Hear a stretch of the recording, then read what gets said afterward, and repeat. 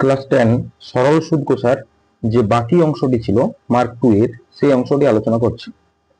প্রথম কোশ্চেনটি দেওয়া আছে, বার্ষিক 5% সরল সুদের হারে কত টাকার মাসিক সুদ 1 টাকা নির্ণয় করো। তাহলে এখানে 8টা দেওয়া আছে সরল সুদ, মানে সুদের হারটা দেওয়া আছে, ঠিক আছে।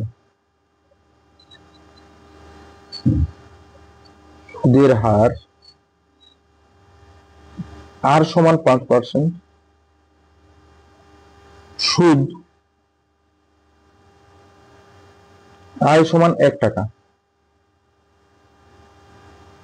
সময় টি সমান, এখানে মাসিক সুদ গুলা আছে মানে 1/12 বছর, ঠিক আছে।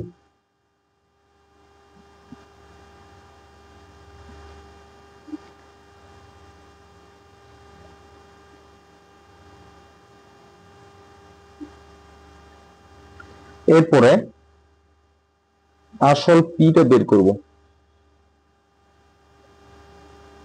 পি সমান জিজ্ঞাসা চিহ্ন।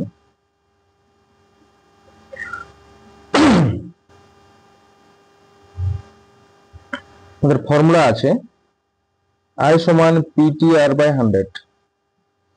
আয়ের মান হচ্ছে 1 সমান পি বের করতে হবে, টি হচ্ছে 1/12 গুণিত আর হচ্ছে 5 বাই 100, 5 20 100, তাহলে কত হয় 1 সমান পি বাই 12 দুগুণে 24, 240, পি সমান হচ্ছে 240, অর্থাৎ আসল হয়ে গেল 240। এইটা হয়ে যাবে অ্যান্সার, 240 টাকা, ঠিক আছে।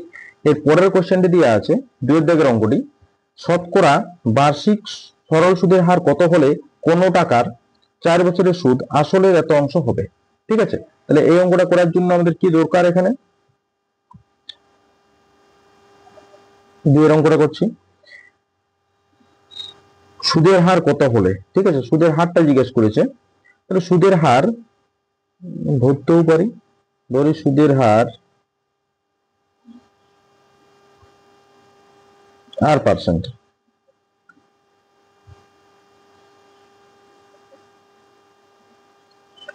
আসল হচ্ছে পি টাকা, সুদ আয় সমান 8p বাই 25 টাকা, সময় টি সমান 4 বছর।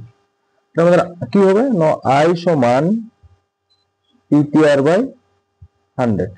আয় হচ্ছে কত, 8p বাই 25 সমান হচ্ছে পি গুণিত টি 4 গুণিত আর বাই 100, পি পি ক্যান্সেল, 25 4 25 এই 100, 25 হবে এখানে 25, এই 25 25 ক্যান্সেল, অর্থাৎ 8 সমান হচ্ছে আর, অর্থাৎ আর সমান হচ্ছে 8%।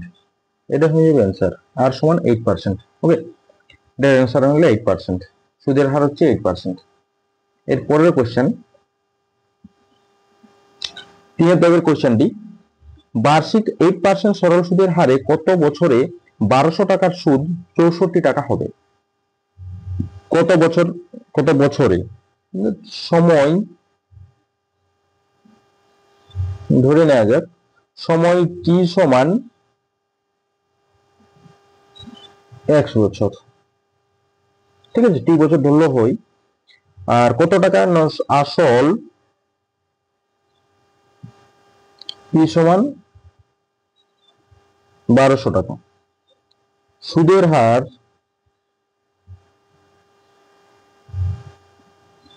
আর সমান 8%, সুদ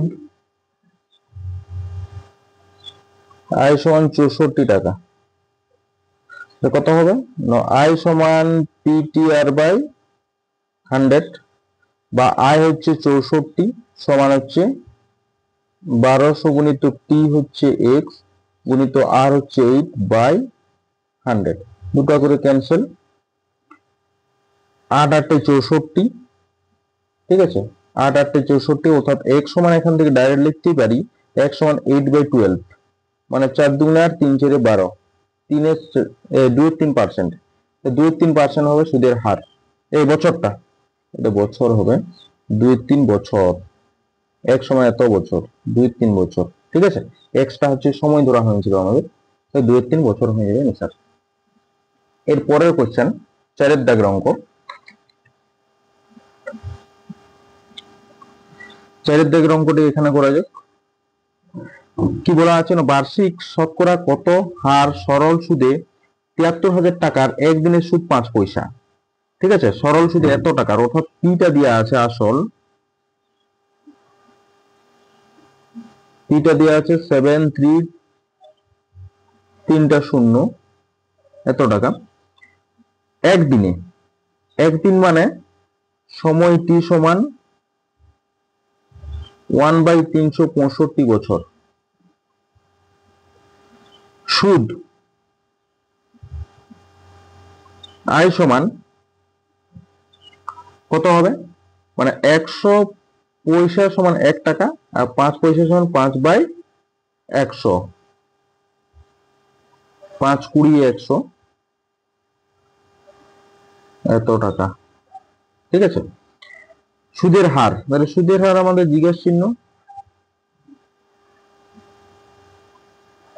ফর্মুলা কি জানি আমরা, আই সমান PTR/100।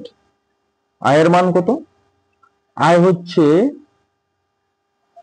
1/20, পি হচ্ছে 7,3, 3টা শূন্য, টি 1/365, আর জিজ্ঞাসা চিহ্ন ডিভাইডেড বাই 100, দুটো শূন্য আর দুটো শূন্য ক্যান্সেল,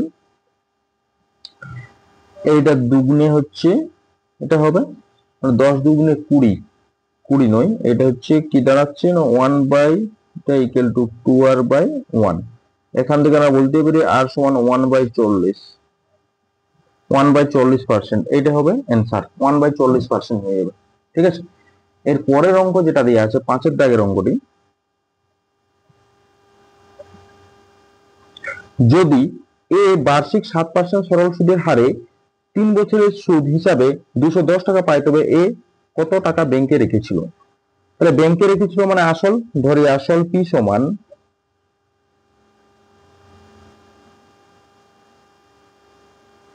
x টাকা, এই টাকাটা ব্যাংকে রেখেছিল, ঠিক আছে। সুদের হার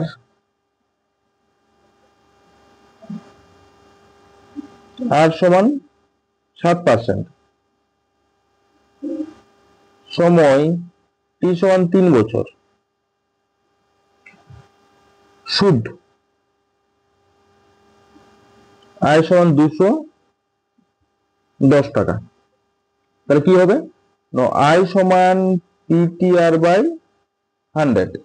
আয় হচ্ছে কত, 210 সমান পি হচ্ছে কত, পি এক্স ধরা হয়েছিল, টি হচ্ছে 3, এটা হচ্ছে 7/100, 3 7 21, মানে এটা হচ্ছে 10 হয়ে যাবে।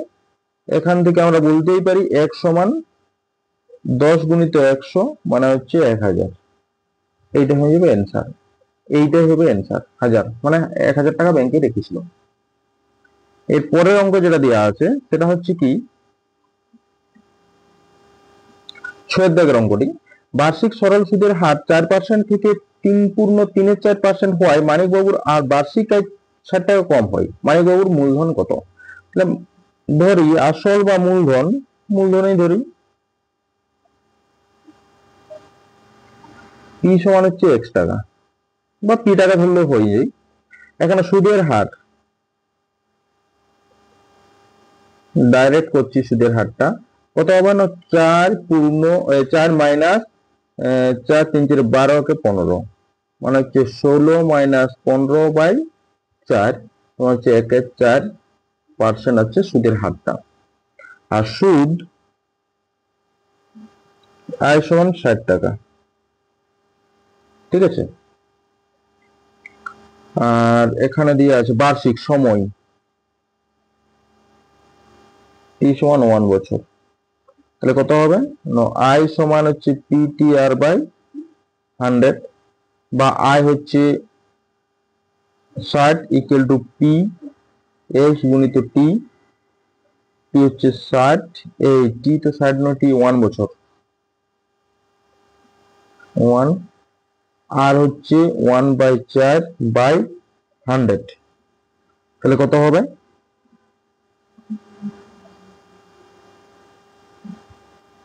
400, বা x সমান এটার সঙ্গে গুণ 424, 3টে শূন্য।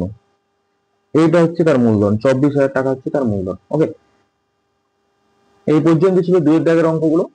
এরপরে আমরা 5 নম্বর দাগের একটা দুটি করবো, খুব ইম্পর্টেন্ট গুলো এই চ্যাপ্টারে, তবে এই চ্যাপ্টারটা কমপ্লিট হয়ে যাবে। ঠিক আছে, এতদূর থাকলো এই ভিডিওটা।